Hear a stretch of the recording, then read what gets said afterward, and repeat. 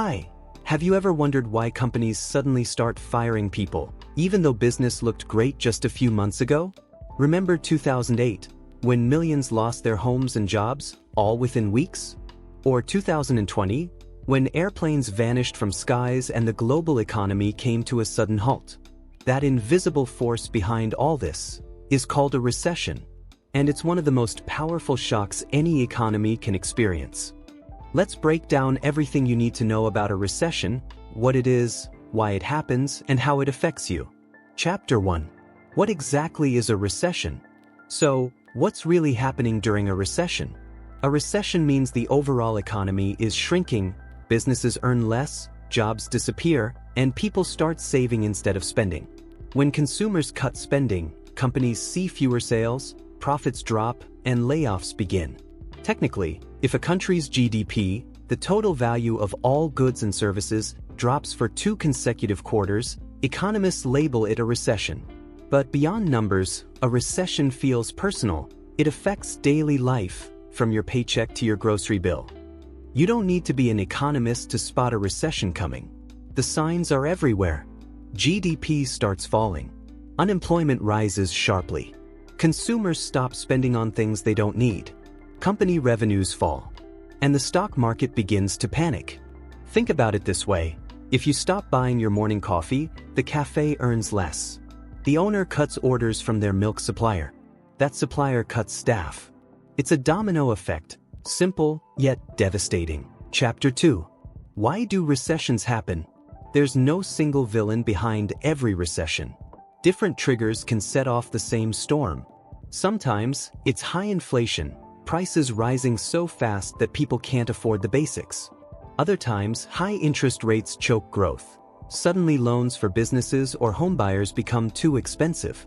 Then there's financial crisis. When banks fail or credit dries up, the economy freezes, just like what happened in 2008. Global shocks, wars, pandemics, or oil price spikes can send ripples worldwide. And sometimes, it's our own optimism that backfires, like inflating housing bubbles or overproducing goods no one's buying.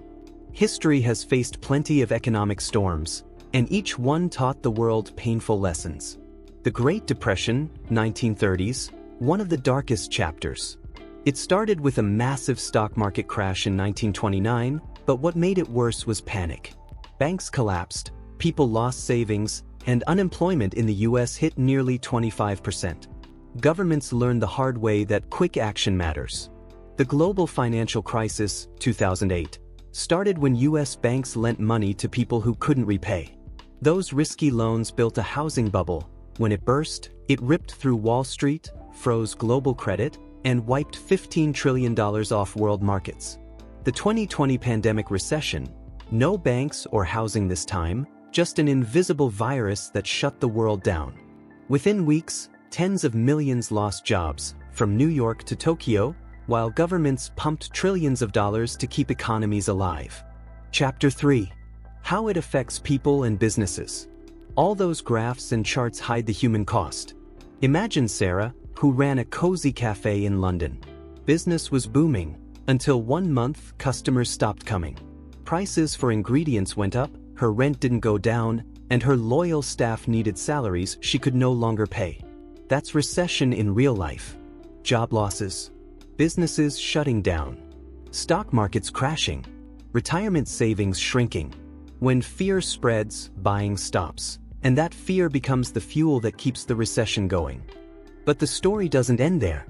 When economies fall, governments and central banks step in hard. Central banks lower interest rates, making loans cheaper so people spend and companies invest again. Governments launch stimulus packages, infrastructure projects, and tax cuts, anything that gets money moving. Sometimes, they also support struggling sectors, like airlines or small businesses, to prevent total collapse. It's like jump-starting a stalled car. They keep pushing until the engine hums again. Eventually, confidence returns. People start spending again. Companies hire. Wages rise. Economies are like living organisms. They fall sick, but they also heal. And with every recovery, societies innovate, adapt, and grow stronger. Conclusion: A recession isn't the end, it's just one phase of the never-ending economic cycle. After every fall, there's a rise waiting. So, what do you think? Are we heading toward another global recession soon? Let me know your thoughts in the comments. And if you found this video useful, tap like, share it with a friend, and hit subscribe for more powerful stories that make finance simple.